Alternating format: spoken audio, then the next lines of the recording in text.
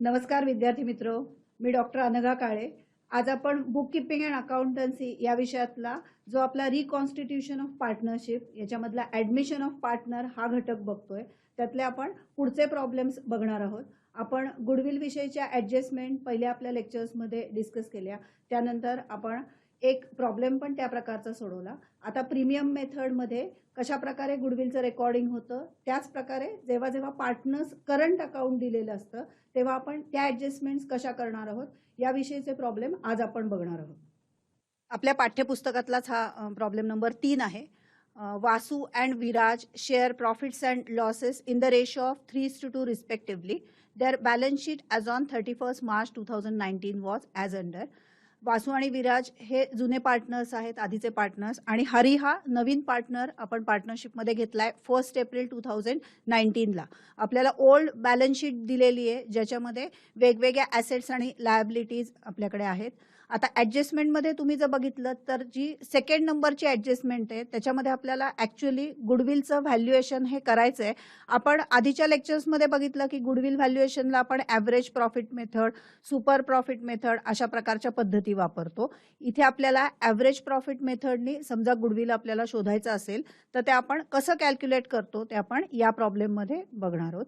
ॲडजस्टमेंट्स बघा काय आहेत. आता नवीन पार्टनर 60,000 आपल्याला कॅपिटल म्हणून आणणार आहे. त्याचा प्रॉफिट शेअर हा 1/4 आहे आणि आपल्याला आधीच्या 3 वर्षीचा प्रॉफिट दिलेला आहे ज्याच्यावर आपण गुडविल हे फाइंड आउट करणार आहे. त्याच्यानंतर reserve for doubtful debt RD closing स्टॉकची ॲडजस्टमेंट आहे. आधीपासून स्टॉक हा आपल्याला बॅलन्स शीटमध्ये दिला आहे, त्याची नवीन व्हॅल्यू आता आपल्याला इथे दिलेली आहे. आणि प्लांट अँड मशिनरी आणि बिल्डिंग याच्यावर डेप्रिसिएशन आहे जी ॲडजस्टमेंट आपण करणार आहोत. इथे आपल्याला दिलंय की आपण profit and loss adjustment account, capital accounts of partners आणि बॅलन्स शीट हे करणं अपेक्षित आहे. तर आपण आता प्रॉब्लेम सोडवायला सुरुवात करूया. इथे आपल्याला P&L ॲडजस्टमेंट अकाउंट दिसतंय ज्याला आपण रिव्हॅल्युएशन अकाउंट असंही म्हणतो. त्याच्याखाली काही वर्किंग नोट्स आपण केलेल्या आहेत ज्यामध्ये आपण ॲव्हरेज प्रॉफिट मेथडनी गुडविल कसं शोधायचं हे दाखवलेलं आहे. पुढे जाऊन आपल्याला कॉलमनर पार्टनर्स कॅपिटल अकाउंट दिसतंय, तसंच कॅश अकाउंट आणि गुडविल अकाउंटची आपण वर्किंग नोट तिथे केलेली आहे. आणि फायनली न्यू बॅलन्स शीट म्हणजेच काय तर नवीन पार्टनर बिझनेसमध्ये आल्यानंतर जी बॅलन्स शीट असते ती आपल्याला दिसते. आपण पोस्टिंगला सुरुवात करूया. प्रॉब्लेममध्ये बघा लायबिलिटी साईडला सुरुवातीला आपल्याला सन्ड्री क्रेडिटर्स दिसतात 45,000. आता क्रेडिटर्सना समजा काही ॲडजस्टमेंट नसेल तर आपण काय करतो, डायरेक्टली बॅलन्स शीटमध्ये आउटर कॉलमला लिहितो. इथे आपल्याला न्यू बॅलन्स शीटमध्ये लायबिलिटी साईडला दिसतील creditors 45,000 directly outer column.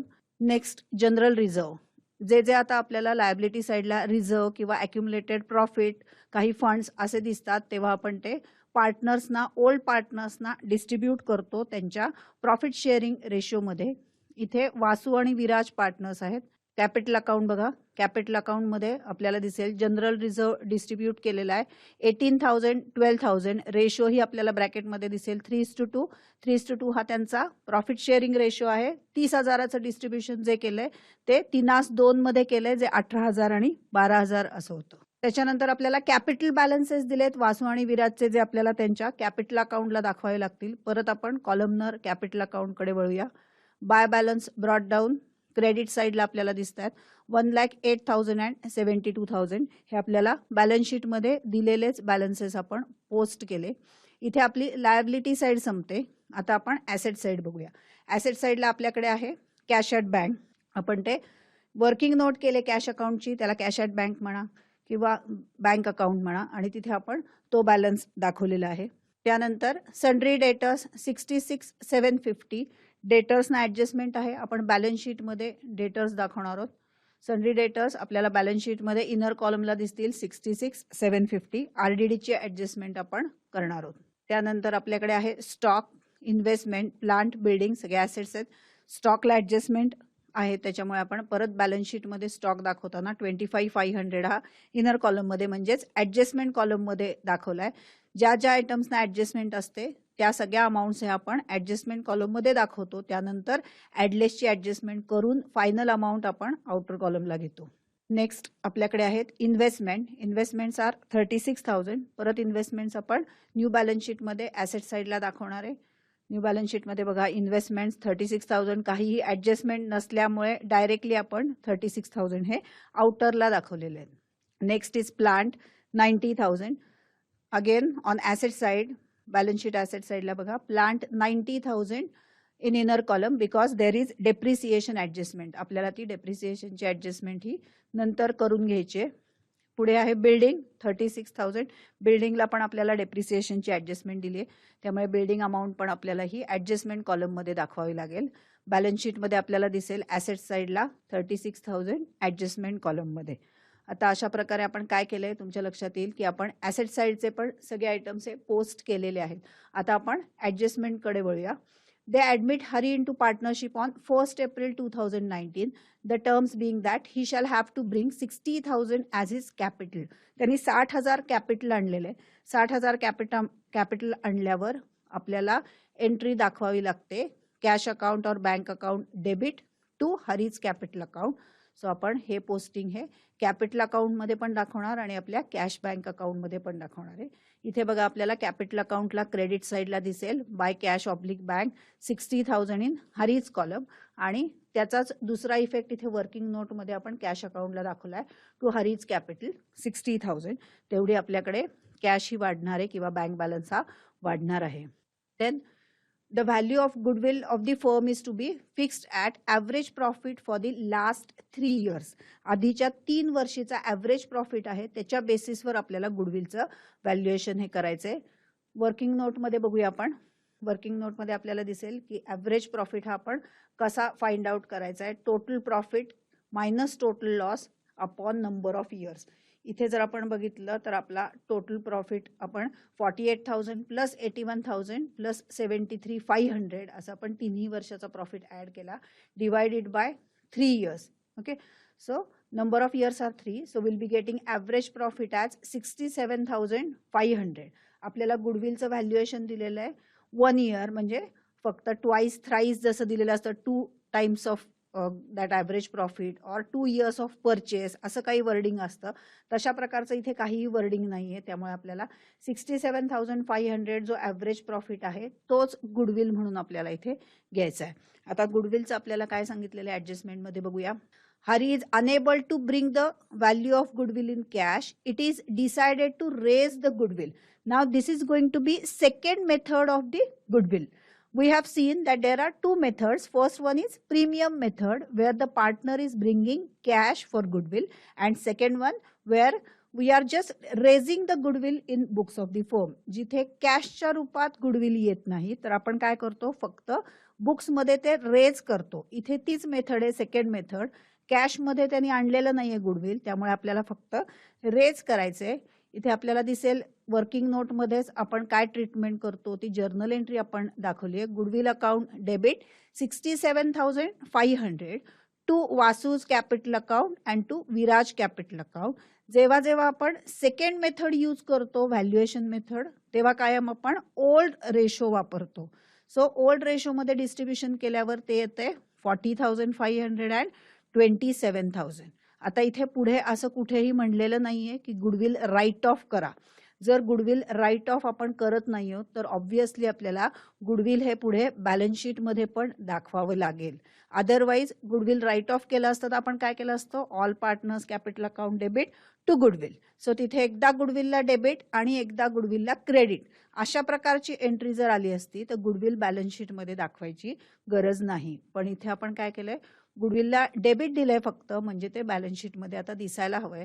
So आता याचे इफेक्ट आपल्याला पार्टनर्स कॅपिटल अकाउंट मध्ये आधी द्यावे लागतील. You can check partners capital account. On credit side there is by goodwill 3:2 हा जो ओल्ड रेशो आहे त्याच्यामध्ये आपण डिस्ट्रीब्युशन केलं 40,500 in Vasu's column and 27,000 in Viraj column. पुढे बघा बॅलन्स शीट मध्ये ॲसेट साइडला गुडविल आपल्याला दिसेल 67,500, फक्त रेज केलेलं आहे, राईट ऑफ नाही, त्यामुळे बॅलन्स शीट मध्ये सुद्धा आपण गुडविल दाखवलेलं आहे. अशा प्रकारे जेव्हा जेव्हा सेकंड मेथड असते, व्हॅल्युएशन मेथड असते, तेव्हा आपण गुडविलची ट्रीटमेंट देतो. पुढची ॲडजस्टमेंट बघूया आपण. Third adjustment, RDD is to be created at 1,500. RDD create करायचं आपल्याला बॅलन्स शीटमध्ये डेटर्स आहेत आपले 66,750 minus RDD 1,500. So now final amount of debtors is 65,250. And then second effect for RDD, P&L adjustment, that is revaluation account. On debit side you will find 2 RDD 1,500. Debtors ची amount कमी झाली, asset कमी झाली.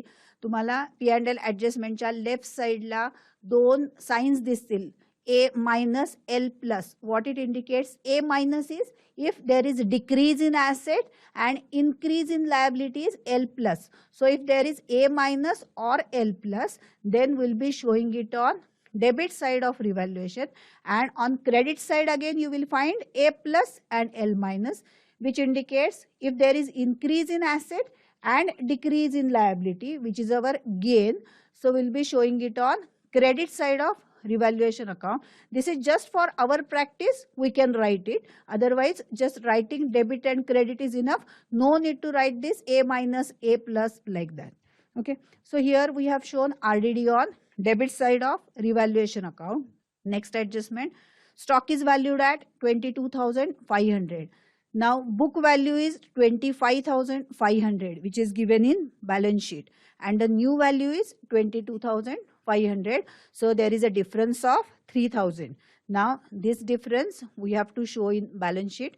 You check in balance sheet, 25,500 less decrease, or we can write depreciation 3,000. So final value in amount column, final amount column 22,500.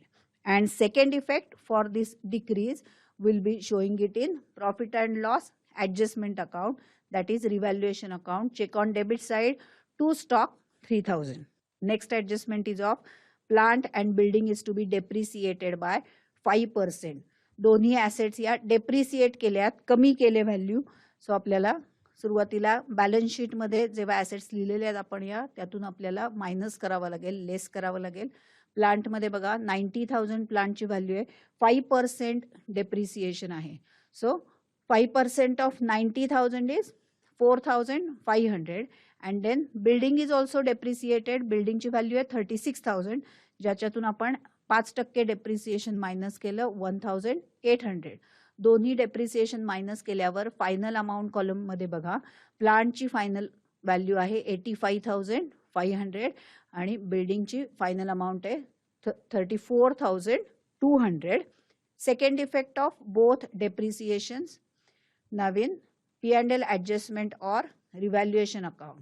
Check on debit side of revaluation account, will find 2 plant 4,500, 2 building 1,800. आता परत तुमच्या लक्षात येईल की जेव्हा जेव्हा ॲसेटची value ही कमी होते तेव्हा तेव्हा आपला तो लॉस असतो, जे आपण A मायनस असं इंडिकेट केलेलं आहे. ॲसेटची व्हॅल्यू कमी म्हणून आपण ते रिव्हॅल्युएशनच्या डेबिटला दाखवलेलं आहे. इथे आपण ॲडजस्टमेंट सगळ्या आपल्या संपवलेल्या आहेत.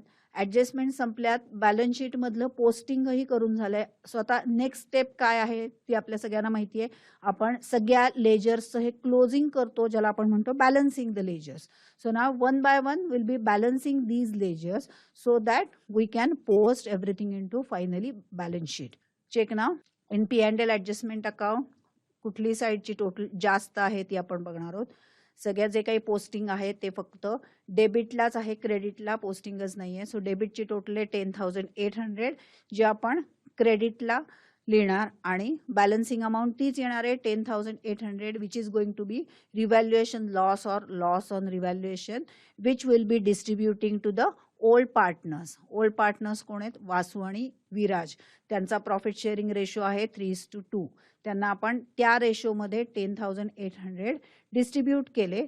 ती अमाऊंट आली 6,480 and 4,320, which is revaluation loss will be transferring to partners capital account.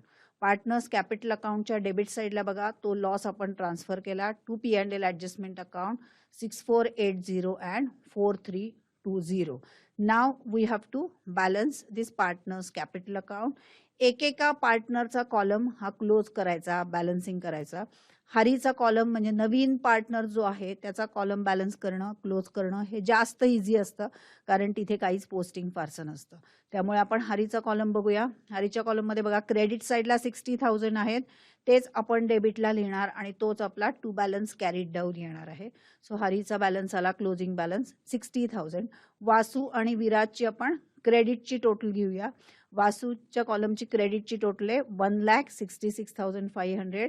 ती आपण डेबिटला लिहिणार आणि डेबिटला जी डिफरन्स अमाऊंट आहे बॅलन्सिंग अमाऊंट आहे ती आहे 1,60,020. Same way for Viraj, credit total is 1,11,000, which will be writing on debit side. So the balancing amount is 1,06,680. So हे आपण क्लोजिंग बॅलन्सेस आपल्या कॅपिटलचे फाइंड आउट केले, जे आपण फायनली लिहिणार आहोत आपल्या बॅलन्स शीटमध्ये.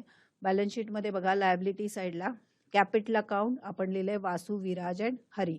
हे जे क्लोजिंग बॅलन्सेस आले ते आपण इनर कॉलमला ॲडजस्टमेंट कॉलमला मेन्शन केले आणि टोटल जी आली 3,26,700 ती आपण आउटरला लिहिली.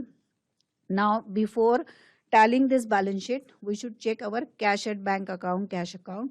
तिथे काय आहे बघा, तिथे डेबिट साईडला आपल्याला दिसतंय 60,750चं पोस्टिंग आहे. सो ते आपण काय केलं, बॅलन्सिंग करताना आपल्याला आलंय बाय बॅलन्स कॅरीड डाऊन 60,750, म्हणजे टोटल आपला जो बॅलन्स आहे तो आहे 60,750, जो आपल्याला बॅलन्स शीटमध्ये मेन्शन करायचा आहे. बॅलन्स शीटमध्ये ॲसेट साईडला गुडविलच्या जस्ट वरती तुम्हाला दिसेल 60,750. सो ना after posting that particular balance we can say that posting is over and we can take the total of balance sheet.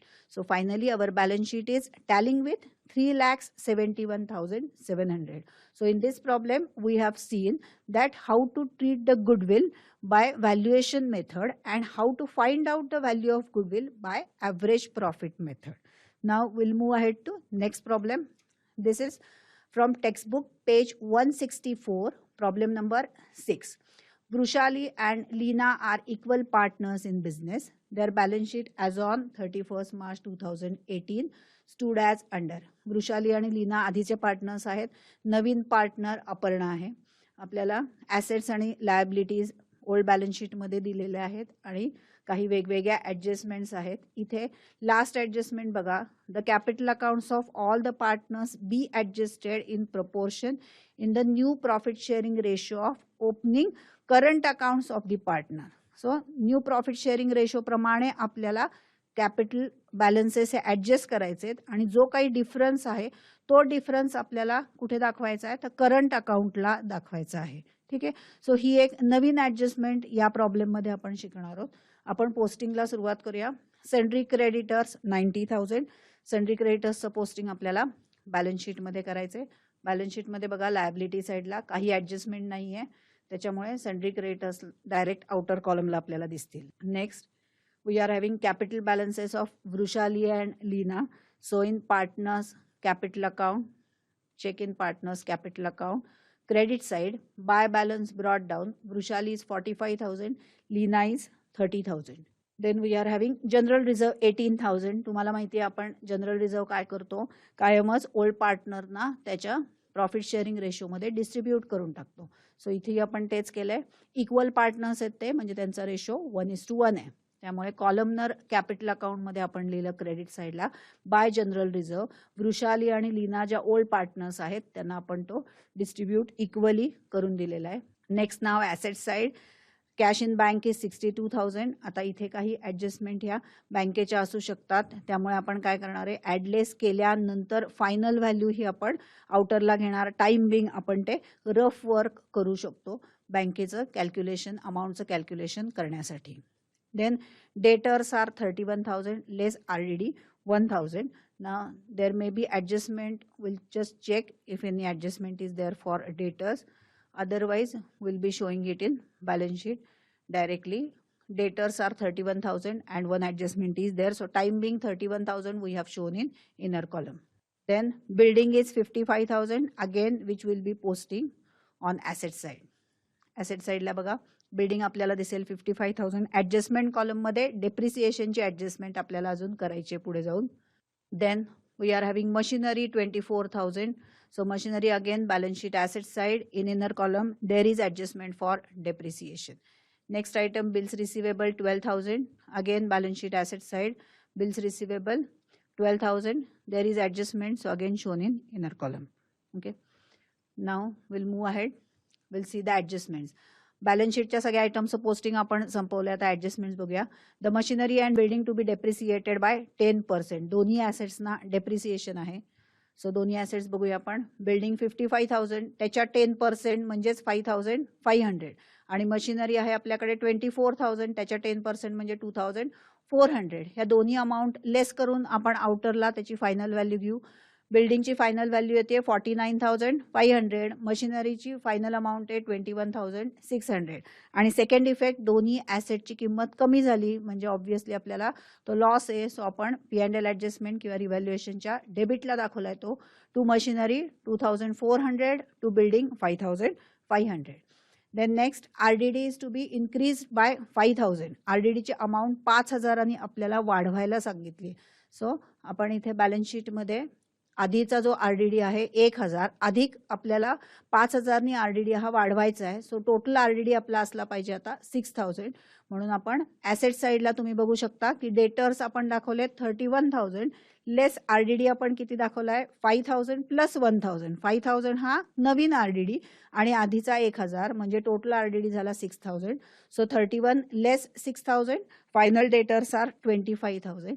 आणि जो RDD आपण आत्ता वाढवला आहे त्याचा आपल्याला सेकंड इफेक्ट द्यावा लागेल. तो सेकंड इफेक्ट आपण P&L ॲडजस्टमेंटच्या डेबिटला दिला 5,000. जेवढी RDDची अमाऊंट आपण इन्क्रीज केली तेवढीच आपण इथे दाखवली 5,000. 1,000 हा ऑलरेडी होता, 5,000 इन्क्रीज झाला. Then next, bills receivable are taken over by Vrushali at discount of 10%. Vrushali is one of the partners. तिने काय केलंय, bills receivable she has taken over. So asset is taken over by the partner. So you can see in partners capital account on debit side to bills receivable 10,800. आता काय झालंय, 10% discount म्हणजे 10% कमी व्हॅल्यूला तिने bills receivable घेतलेत. So asset साईडला purposely हे दाखवलेलं आहे तुम्हाला. बिल्स रिसिवेबलची आपली व्हॅल्यू आहे 12,000 लेस 10% discount 1,200 less taken by Vrushali 10,800 म्हणजे 10,800ला तिने बिल्स रिसिवेबल घेतलेत. So final value of bills receivable in outer column is 0 now. And now for bills receivable discount which is the loss, it is shown on debit side of P&L adjustment account. So आपण P&L ॲडजस्टमेंटला फक्त त्या डिस्काउंटची amount ही दाखवलेली आहे. आता इथे bills receivable balance शीटमध्ये काहीच राहत नाहीत. हे आपण कम्प्लिटली झिरो केलेत कारण पार्टनरनी बिल्स रिसिवेबल घेऊन टाकलेले. अशा वेळेला बॅलन्स शीटमध्ये कम्प्लिटली बिल्स रिसिवेबलची ॲडजस्टमेंट दाखवलीच नाही, कम्प्लिटली इग्नोर केली तरी सुद्धा चालू शकते. फक्त आपल्याला 1,200 डिस्काउंट आणि वृषालीज कॅपिटल अकाउंटमधला जो इफेक्ट आहे 10,800चा हा मात्र न विसरता दाखवावा लागेल. पुढे बघूया. Next adjustment, Aparna should bring 60,000 as capital. नवीन पार्टनरनी 60,000 कॅपिटल म्हणून आणलेलं आहे. ॲडजस्टमेंटमध्ये आपल्याला दिसेल पार्टनर्स कॅपिटल अकाउंटला आपण दाखवलंय बाय बँक अकाउंट 60,000 आणि आपला जो बँक बॅलन्स आहे त्याच्यामध्ये ते 60,000 आपण ॲड करणार आहोत. Next we are having the capital accounts of all the partners be adjusted in new profit sharing ratio. आता न्यू प्रॉफिट शेअरिंग रेशोमध्ये आपल्याला कॅपिटल बॅलन्सेस ॲडजस्ट करायचे आहेत. ते आपण कसे करणार आहोत बघूया.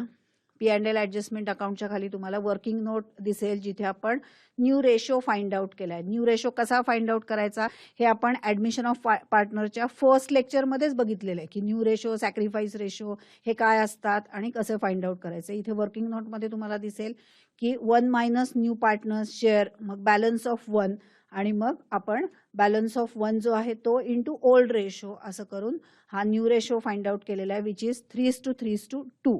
आता 3:3:2 हा आपण न्यू रेशो फाइंड आउट केल्यानंतर तो कुठे यूज करणार आहोत तर आपल्याला कॅपिटल ॲडजस्टमेंट त्या रेशोप्रमाणे करायचे. लगेचच शेजारी तुम्हाला ॲडजस्टेड क्लोजिंग कॅपिटल ही वर्किंग नोट दिसेल ज्याच्यामध्ये आपण न्यू रेशो दाखवला आहे वृषाली, लीना आणि अपर्णाचा जो आहे 3:3:2. आता आपल्याला अपर्णाचं जे कॅपिटल आहे ते बेस घ्यायचं आहे. अपर्णाचं आपल्याला इथे दिलेलं कॅपिटल किती आहे बघा. अपर्णाने किती कॅपिटल आणलंय 60,000. So 60,000 is going to be base. 60,000 हे कॅपिटल तिने 2 शेअरसाठी आणलंय.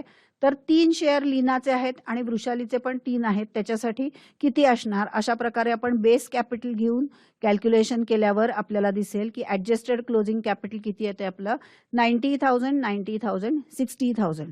So these balances should be the closing balances of capital. So ते बॅलन्सेस आपण कॅपिटल अकाउंटमध्ये डेबिटला लिहून घेणार आहोत. To balance carried down 90,000, 90,000, 60,000. So आपलं जे बॅलन्सिंग अमाऊंट आहे कॅपिटलमधली ती आपण एरवी शोधून काढतो. इथे ऑलरेडी आपण क्लोजिंग बॅलन्सेस हे न्यू रेशोप्रमाणे फाइंड आउट केले आणि ती अमाऊंट लिहून टाकली आता. ठीक आहे. Now will move ahead. ही ॲडजस्टमेंट झाल्यानंतर आता आपण क्लोज करूया books so that we can transfer revaluation profit loss to the partners. P&L adjustment account बघा, तिथे आपल्याला दिसेल डेबिट साईडची टोटल आहे 14,100. आपण तीच क्रेडिटला लिहिणार. क्रेडिटला काहीच पोस्टिंग नाही आहे.